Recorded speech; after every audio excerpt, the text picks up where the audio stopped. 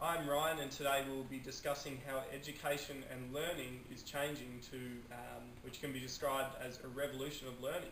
So this directly affects us as future educators and teachers, as we'll be on the forefront of this change. So our special guest today is Janet. Hello. How are you today, Janet? I'm good, thanks. How are you? I'm very well. So Janet, can you tell me exactly what these proposed changes are? Well, Ryan, the Australian Council of Deans of Education released a charter with 8 propositions of change.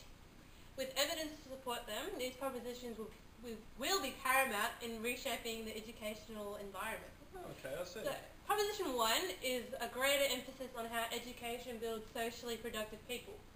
Meaning, as the economy changes with the integration of technology, the requirement for knowledge in the workforce will increase. Yeah, absolutely. Makes sense.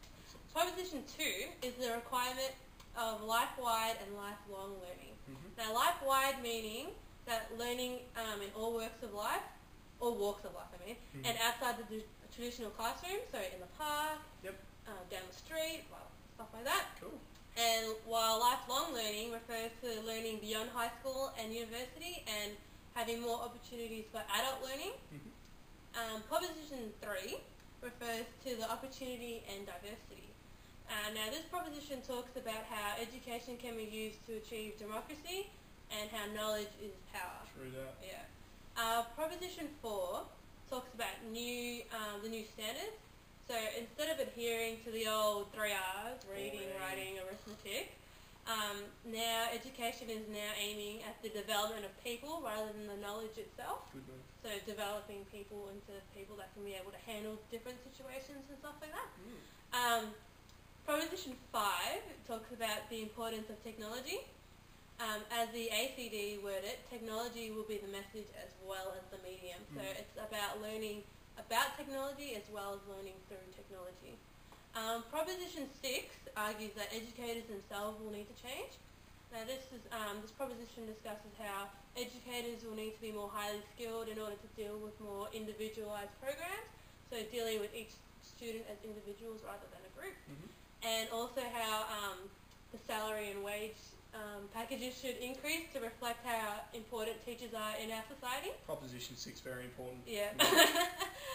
Proposition 7 suggests that the terms public and private in education should be redefined. Now this means that education should be able to be delivered to everyone, and it should be wealth shouldn't come into it, which makes sense. Absolutely, everyone is entitled to an education.